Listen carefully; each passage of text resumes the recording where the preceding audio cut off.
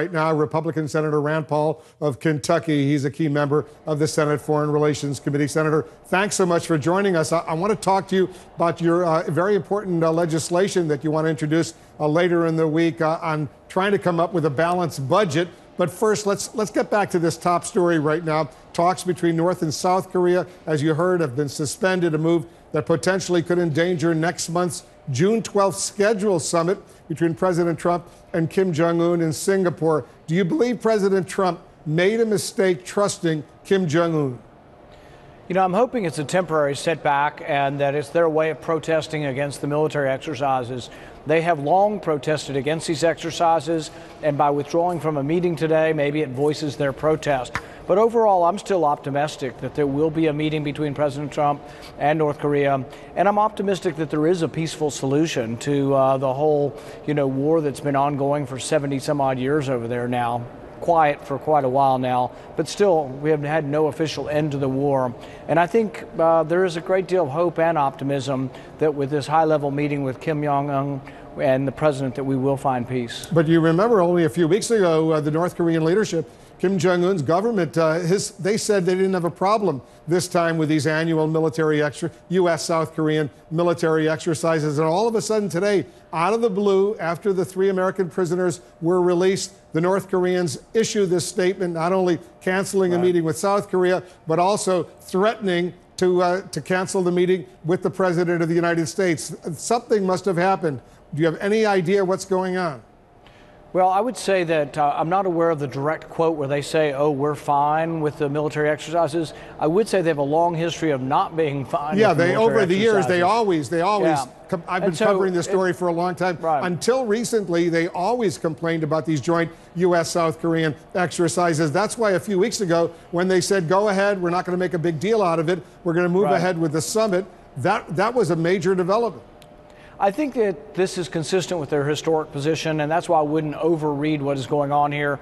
I'm hopeful that the talks will still occur, the talks we're talking about having in Singapore. I think those will still occur. I think this is a way of them pushing back on these military exercises. I think from their perspective, they also feel they gave up the 3 prisoners. They've said they're ending nuclear weapons testing. They feel like they've been giving, and they haven't seen at least a little bit on the other side from us. And so I think this is just their way of responding. It's their way of pushing back a little bit, but I don't think it endangers the upcoming talks. Do you trust Senator Paul? Do you trust Kim Jong-un?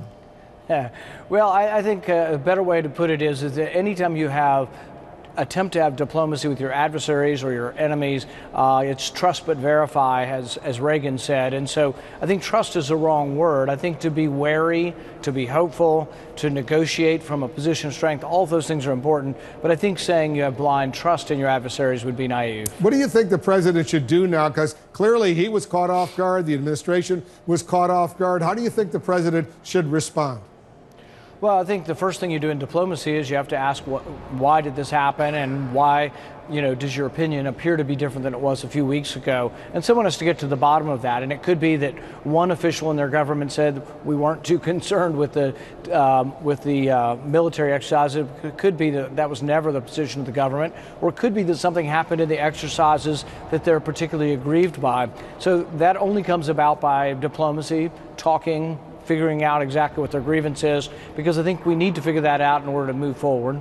I know you're hopeful that maybe there could be some sort of peaceful development on the Korean Peninsula. Everyone would like to see that, and I suppose, and I know you support direct talks with Kim Jong-un. Would you also, along that vein, support direct talks between President Trump and the Iranian President Hassan Rouhani? Yeah, I think that we need more discussion and at a higher level with Iran, also with North Korea. And I think the one thing that we have to offer to the Iranian people is the amazing amount of trade the world could bring to Iran. Same thing with North Korea. North Korea has, an economy that struggles. They struggle with food for their people. All of that can be rectified through trade with the world, and all it takes is a less bellicose position on the part of both of those governments. Now, I'm not saying naively it's going to happen tomorrow, but I think discussion is a good thing. So just to be precise, Senator, you would support direct talks between President Trump and President Rouhani of Iran?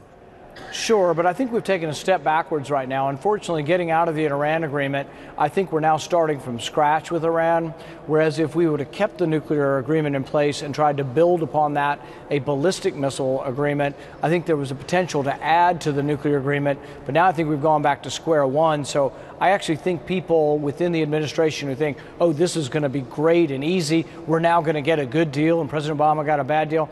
I think there's a certain naivete to think, oh, the Iranians are going to be excited about a new deal when we ripped up the old one. No, I think it's going to be a great deal of struggle, and I foresee years and years of trying to figure out how to get better relations with Iran again. I think we've taken a big step backwards. So you believe the president made a major blunder in ripping up that agreement?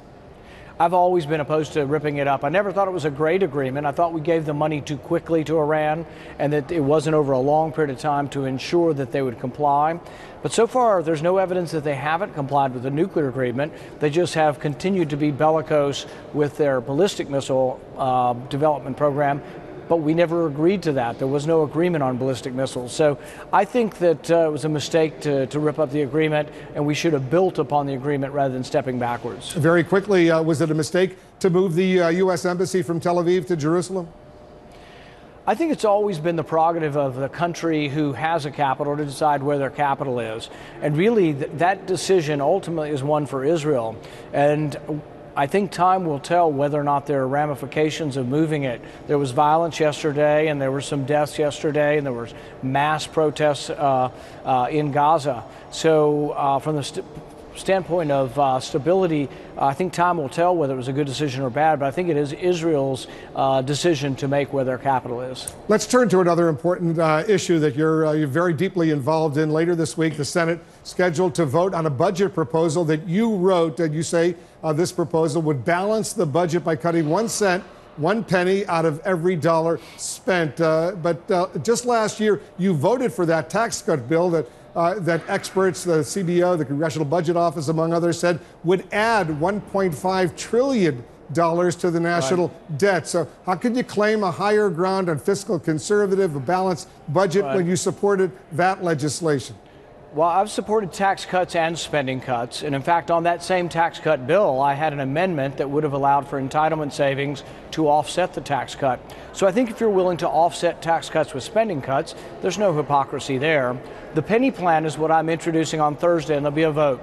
Cuts 1 penny out of every dollar, and the budget actually balances in 5 years. So it's really about a $30 billion cut each year. It's something that there's that much waste. You can find that much waste under every rock here in Washington. I'll give you one example. In Afghanistan, we learned this week that we spent $90 million on a luxury hotel that was never completed, and now they're talking about tearing it down because they're afraid snipers will go up in this half-built hotel. That abounds throughout government. Everywhere you look, there is waste. I'm giving people a chance to say, here's a conservative budget, and conservatives will have a chance on Thursday to show if they really are conservative or whether or not they're fake conservatives. Well, we'll see what happens when this legislation comes up for a vote, and it will come up for a vote. Senator Paul, thanks so much for joining us. Thank you. There's more.